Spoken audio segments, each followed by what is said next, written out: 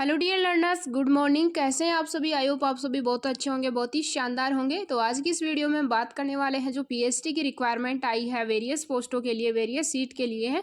तो बात करेंगे हमारी जो विक्रम यूनिवर्सिटी स्टेट टाइप की यूनिवर्सिटी है जो मध्य प्रदेश उज्जैन में स्थापित है। ठीक है, तो ये एक स्टेट यूनिवर्सिटी काफ़ी अच्छी यूनिवर्सिटी है, विक्रम यूनिवर्सिटी। इसमें काफ़ी सारी सीटों के लिए काफ़ी सारे सब्जेक्ट में यहाँ पे आपको सीट देखने को मिलेंगी और काफ़ी अच्छा मौका है जिनका भी पीएचडी में एडमिशन नहीं हुआ है, जिनका नेट जेआरएफ क्वालिफाई है या फिर जिन्होंने पहले एमफिल कर रखा है या फिर जिनकी भी एलिजिबिलिटी क्राइटेरिया, सारी चीज़ों के बारे में आज की इस वीडियो में हम बात करने वाले हैं। तो वीडियो के एंड तक बने रहिए। और हम आज की इस वीडियो में ना कि विक्रम यूनिवर्सिटी की बात करने वाले हैं, हम बात करने वाले हैं एक और हमारे राजस्थान जो स्टेट है वहाँ की एक यूनिवर्सिटी है उसके बारे में बात करेंगे। वहाँ के भी काफ़ी सारी जो सीटों के लिए है अभी नोटिफिकेशन जारी किया है पीएचडी के लिए। वो एक निजी यूनिवर्सिटी है, मतलब प्राइवेट सेक्टर की जो यूनिवर्सिटी है वो है, तो वो एक उदयपुर की यूनिवर्सिटी है। तो उसके बारे में भी हम बात करने वाले हैं, तो वीडियो के एंड तक बने रहिए। और चलो देखते हैं, अगर आप पीएचडी की प्रिपरेशन कर रहे हैं तो एंट्रेंस एग्जामिनेशन में जो आपका सिलेबस है रिसर्च मैथोलॉजी का, उसके जो पीवाईक्यू पेपर है वो ऑलरेडी इस चैनल पे प्रोवाइड करवा दिए गए हैं। तो आप पीवाईक्यू पेपर सोल्व करिए और जो भी आपकी क्वेरीज है कि पीवाईक्यू पेपर आपको अगर चाहिए तो मुझे इस वीडियो के कमेंट सेक्शन में कमेंट करना कि पीवाईक्यू पेपर हमें चाहिए, पीडीएफ फॉर्मेट में चाहिए, तो वो आपको टेलीग्राम चैनल पर या फिर व्हाट्सएप के थ्रू आपको फ्री में प्रोवाइड करवा दिए जाएंगे। तो जो भी आप कमेंट करेंगे उसका आपको रिप्लाई मिलेगा और आपके जो भी प्रॉब्लम है, जो भी क्वेरीज है, सबको सोल्व किया जाएगा। तो कमेंट सेक्शन में फीडबैक जरूर प्रोवाइड करवाइए इस क्लास का।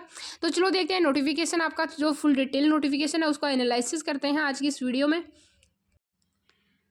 तो यहाँ पे हम बात करने वाले हैं Vikram university Ujjain a state university of Madhya Pradesh. ठीक है, information bureau PhD entrance examination DET जिसको बोलते हैं, ठीक है, डॉक्टरेट एंट्रेंस टेस्ट। ठीक है, 2024 का एंट्रेंस एग्जामिनेशन होने वाला है।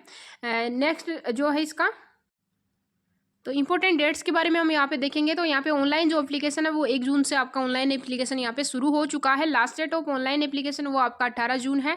और फिर इसकी जो करेक्शन विंडो आपकी होगी वो है 19 से 21 जून आपकी करेक्शन विंडो बता रखी है कि इफ़ एनी इनमें से कोई भी एक करेक्शन विंडो आपकी हो जाएगी। डेट ऑफ एग्जामिनेशन आपका 30 जून को एग्जाम होने वाला है। तो अभी आपके पास में करीब 24 डेज या फिर 20 डेज आप मान के चल सकते हो कि अभी आपके इस एग्जाम के लिए 20 डेज आपके पास में अभी अवेलेबल हैं। नेक्स्ट आपकी जनरल रूल्स है, ये आप देख लीजिए कि यूनिवर्सिटी के जो जनरल रूल्स हैं वो इस प्रकार से हैं। फिर नेक्स्ट हम बात करते हैं यहाँ पे VUDET 2024 shall be held following only applicants should select the subject in which she wishes to take admission. तो यहाँ पे बात करी गई है कि आपके जो सब्जेक्ट है उनमें आपकी सीटें कितनी अवेलेबल है, किस सब्जेक्ट में कितनी सीटें अवेलेबल है, उनकी बात करते हैं हम डायरेक्ट। तो यहाँ पे हमारे पास में इसकी सीटें दे रखी है सब्जेक्ट के अकॉर्डिंग, आपका कौन सा सब्जेक्ट है। तो आपका जो सब्जेक्ट है यहाँ पे इसका सीरियल नंबर बता रखा है, सब्जेक्ट बता रखा है और वैकेंसी बता रखी है कि जितनी भी आपकी सीटें अवेलेबल है वो बता रखी है। ये सीटें अभी कम ज़्यादा हो सकती है। ठीक है, तो यहाँ पे हिंदी जो सब्जेक्ट है इसकी 20 सीटें अवेलेबल है, इंग्लिश सब्जेक्ट है इसकी 20 सीट अवेलेबल है, संस्कृत जो सब्जेक्ट है इसकी 8 सीटें अवेलेबल है, उर्दू सब्जेक्ट की आपकी 10 सीट अवेलेबल है, ड्राइंग सब्जेक्ट की आपकी 4 सीट अवेलेबल है, म्यूजिक सब्जेक्ट की आपकी यहाँ पे 6 सीट अवेलेबल है। फिर library and information science 3 seat आपकी अवेलेबल है। फिर Asian Indian history and culture की जो सीटें हैं वो आपको 4 देखने को मिलेंगी। फिर नेक्स्ट बात करते हैं हम, नेक्स्ट सीटें आपकी फिर आपका जो सब्जेक्ट है, सब्जेक्ट आपका हिस्ट्री है, हिस्ट्री में आपकी 4 सीट अवेलेबल है। फिर आपका इकोनॉमिक्स सब्जेक्ट है, इकोनॉमिक्स में आपको 24 सीटें देखने को मिल रही है। फिर आपका सब्जेक्ट है पॉलिटिकल साइंस, पॉलिटिकल साइंस में आपकी 12 सीटें हैं। पब्लिक एडमिनिस्ट्रेशन में आपकी 3 सीट अवेलेबल है। साइकोलॉजी में आपकी 14 सीट अवेलेबल है। जियोग्राफी में आपकी जो सीटें हैं वो 20 सीट है। फिजिक्स में आपकी 25 सीट है। केमिस्ट्री में आपकी 25 है। स्टेटिक्स में आपकी 4 सीट अवेलेबल है। जियोलॉजी में आपकी सीटें 3 है। फिर मैथमेटिक्स आपकी 10 सीट है। फार्मेसी में आपकी सीटें 9 हैं। बॉटनी में आपकी सीटें 10 है। फिर एनवायरनमेंट मैनेजमेंट में आपकी सीटें 0.1 सीट आपकी अवेलेबल है। फिर जूलॉजी आपका सब्जेक्ट है उसमें 15 सीट है। बायोटेक्नोलॉजी में आपकी सीटें 2 है। फिर कॉमर्स में आपकी जो सीटें हैं सबसे ज़्यादा सीटें आपकी कॉमर्स में हैं।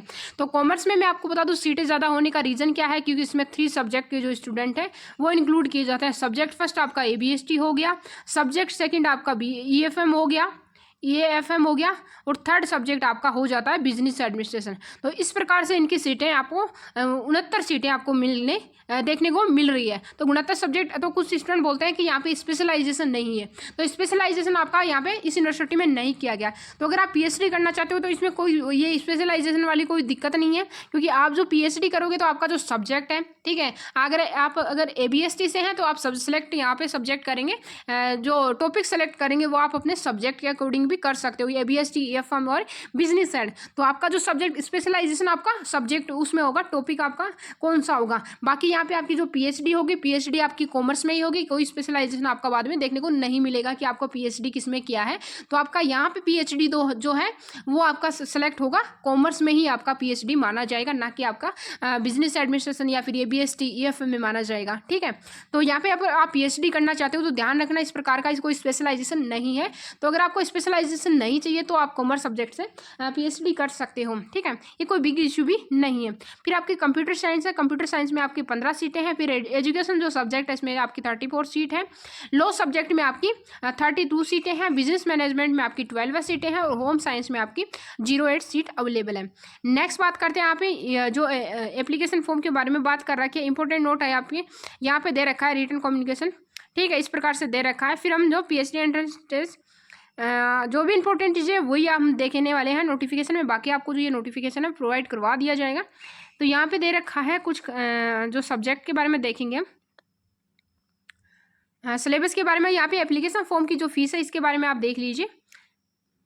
यहाँ पे जो हाउ टू अप्लाई, ठीक है, इंटरेस्टेड एप्लीकेंट्स में apply through MP online portal. तो आपका जो पोर्टल है वहीं से आपको ऑनलाइन एप्लीकेशन जो फॉर्म है वो फिलअप करने हैं। तो ऑनलाइन एप्लीकेशन के लिए आपकी जो वेबसाइट है वो वेबसाइट है विक्रम mponline.government.in। तो एप्लीकेशन फॉर्म फिल करते हुए आपको वेबसाइट का स्पेशल ध्यान रखना है, ये आपकी वेबसाइट है, यहाँ से आपके फॉर्म भरे जाएंगे। फिर आपकी है यहाँ पे the application fees non refundable. आपका अगर सिलेक्शन नहीं होता है तो ये फीस आपको रिफंड नहीं की जाती, ठीक है। तो ये चीज़ों को ध्यान रखिए। अगर आप एप्लीकेशन फॉर्म भर रहे हैं या फिर आप उम्मीद रख रहे हैं उसके बाद में कि हमें अगर सिलेक्शन नहीं होगा, या फिर आप ऐसे सोच के कि हम देखना चाहते हैं कि एंट्रेंस एग्जामिनेशन किस प्रकार का होता है, तो आपकी जो फीस है वो रिफंडेबल नहीं है। तो आप अगर फॉर्म भर रहे हैं तो वही भरिए जिनको एक्चुअल में सीट चाहिए, जिनको PhD करनी है। तो यहाँ पे 2500 रुपये आपके फीस है, ठीक है। नेक्स्ट बात करते हैं हम यहाँ पे सिलेबस की बात करते हैं। तो आपका जो पेमेंट है वो क्रेडिट डेबिट कार्ड किसी के थ्रू भी आप पेमेंट कर सकते हो, ठीक है। यहाँ पे given marksheet grade sheet of 10। तो यहाँ पे एप्लीकेशन फॉर्म के दौरान आपकी जो डॉक्यूमेंट्स चाहिए उनके बारे में आपको यहाँ पे बता रखा है, ठीक है, क्या क्या डॉक्यूमेंट्स की रिक्वायरमेंट है, तो आप ये देख लीजिए यहाँ पे। फिर नेक्स्ट कार्ड यहाँ पे एडमिट कार्ड के बारे में बता रखा है कि एडमिट कार्ड आपको वीक पीरियड टू, यहाँ पे एप्लीकेशन फॉर्म भरने के बाद में आपकी जो डेट है इसके आसपास आपको एडमिट कार्ड देखने को मिल जाएगा। नेक्स्ट बात करते हैं यहाँ पे, तो आपके पहले आपका एंट्रेंस एग्जाम होगा, उसके बाद में आपका जो है वो लगता है इंटरव्यू होता है इसके बाद में। फिर यहाँ पे date and time of entrance exam 30 June 2024, timing online examination will be inform the admit card में आपको देखने को मिलेगा कि आपकी एग्जाम का टाइमिंग क्या रहने वाला है। फिर आपका examination will be conducted online mode. तो आपका जो एग्जाम होगा वो ऑफलाइन मोड नहीं होगा, ऑनलाइन मोड आपका एग्जाम कंडक्ट करवाया जाएगा। तो ऑनलाइन मोड पर एग्जाम कंडक्ट करवाया जाता है तो माना जाता है कि PhD का जो पेपर है वो आपका थोड़ा सा ईजी हो सकता है। तो ऑनलाइन मोड पर आपका एग्जाम होगा। फिर आपकी जो यहाँ पे non appearing any reason of automatically disqualified, ठीक है, जो भी एग्जाम में नहीं आएंगे स्टूडेंट, प्रेजेंट नहीं होंगे, उनको ऑटोमेटिकली डिस्क्वालीफाई मान लिया जाएगा, उनको अदर कोई चांस नहीं मिलेगा। फिर एग्जामिनेशन सेंटर आपका choose centre filling the available in the application form. There is no age limit of admission doctorate philosophy, यहाँ पे कोई एज लिमिट नहीं है, ठीक है। तो यहाँ पे आपके सब्जेक्ट्स के बारे में बता रखा है, ठीक है।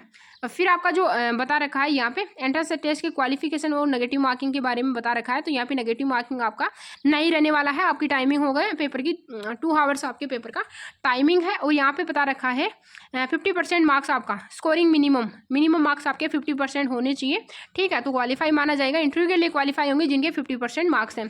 फिर 5% marks will be allowed for doctorate entrance test candidate belong. जो candidate SC ST OBC PH category से बिलोंग करते हैं उनको 5% का रिलैक्सेशन एग्जामिनेशन दिया जाएगा, मतलब आपकी जो 50% यहाँ पे जनरल कैटेगरी के लिए माना जाएगा, बाकी जो अदर कैटेगरी है उनके लिए 45% आपका क्वालिफाइंग होना चाहिए एंट्रेंस एग्जामिनेशन में। अगर आपके 100 क्वेश्चन का पेपर होता है तो आपके 45 क्वेश्चन करेक्ट होना चाहिए, अगर आप SC ST OBC कैटेगरी से बिलोंग करते हैं या फिर PH कैटेगरी से बिलोंग करते हैं। फिर आपकी एलिजिबिलिटी के बारे में बता रखा है, तो आपकी एलिजिबिलिटी अगर 45% अगर आपको आता है या फिर 50% आप क्वालिफाई करते हैं तो आपको PhD के लिए इंटरव्यू के लिए बुलाया जाएगा। नेक्स्ट यहाँ पे दे रखा है इंटरव्यू वाले एप्लीकेशन क्वालिफाइंग, तो यहाँ पे इंटरव्यू के बारे में बता रखा है रिसर्च एडवाइजरी। ठीक है, हम बात करते हैं सीधे सिलेबस के बारे में। ठीक है, सिलेबस क्या रहने वाला है आपका।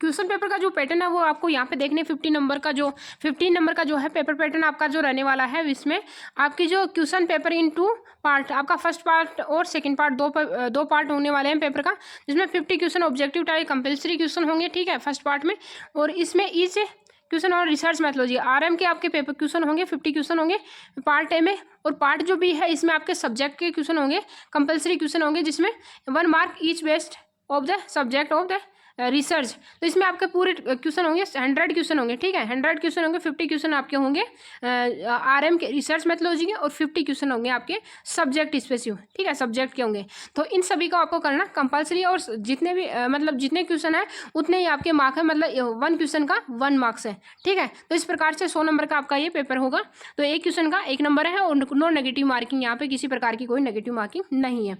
फिर आपकी इंटरव्यू के बारे में मैं बता दूँ आपको,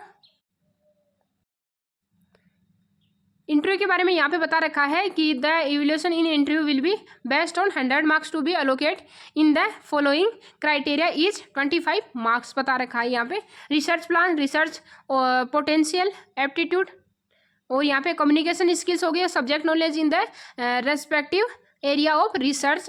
तो इस प्रकार से आपकी जो है वो इंटरव्यू का प्रोसेस रहने वाला है, और इस प्रकार से आपके डॉक्यूमेंट की जो रिक्वायरी है, डॉक्यूमेंट जो भी है आपके, बाकी जो डॉक्यूमेंट्स है OBC वगैरह सर्टिफिकेट, जो भी आपका कैटेगरी सर्टिफिकेट है, या फिर जो नेट JRF का जो सर्टिफिकेट अगर आपने नहीं निकलवाया है तो वो भी निकलवा लीजिए। तो इस प्रकार आपकी विक्रम यूनिवर्सिटी है उसका रिक्वायरमेंट आया हुआ है। तो जिनको भी अगर रिसर्च के पेपर चाहिए तो मुझे कमेंट सेक्शन में ज़रूर बताना कि हमें रिसर्च के पेपर की क्वेरी है, रिसर्च के पेपर की हमें नीड है, तो आपको रिसर्च के पेपर की PDF भी प्रोवाइड करवा दी जाएगी। और चैनल पे ऑलरेडी यहाँ पे जो PYQ पेपर है वो सोल्व करवा दिए गए 2024 में। अब तक जो भी पेपर हुए हैं वो सारे पेपर मैंने सोल्व करवा दिए हैं, करीब 15 वीडियो आपके चैनल पे प्लेलिस्ट में पड़े हुए हैं, तो वो भी आप देखते रहिए। और आपके जो रिसर्च के क्वेश्चन है वो रिपीट होते हैं, 20 से 30% या फिर 40% पेपर आपका रिपीट होता है हर एग्जाम में, क्योंकि वही कॉन्सेप्ट आपके रिपीट होते हुए आते हैं। तो इसी प्रकार की लेटेस्ट अपडेट के लिए हमारे चैनल को सब्सक्राइब कीजिए और सपोर्ट कीजिए। और नेक्स्ट वीडियो में हम बात करेंगे भोपाल जो यूनिवर्सिटी है उसके बारे में बात करेंगे, तो वो एक अलग से वीडियो लेके आएंगे, क्योंकि ये एक प्राइवेट यूनिवर्सिटी है और ये आपकी गवर्नमेंट स्टेट यूनिवर्सिटी है, तो इसका वीडियो हमने अलग कर दिया। और वो एक राजस्थान की यूनिवर्सिटी है, तो उसका वीडियो हम जल्द लेके आएंगे, उसका भी जो एग्जामिनेशन प्रोसेस है वो सारी चीज़ें बता दी जाएगी। और PhD के जो रिसर्च मैथोलॉजी के जो पेपर हैं वो जो भी हैं आपको सोल्व करवा दिए जाएंगे। मेरे पास अभी 100 क्वेश्चन पड़े हुए हैं PhD के जो PYQ पेपर मैंने कलेक्ट किए हैं, तो वो भी आपको जल्दी देखने को मिलेंगे। और चैनल को सब्सक्राइब कीजिए, लाइक कीजिए, शेयर कीजिए और फीडबैक जरूर प्रोवाइड करवाइए। Thank you, have a great day.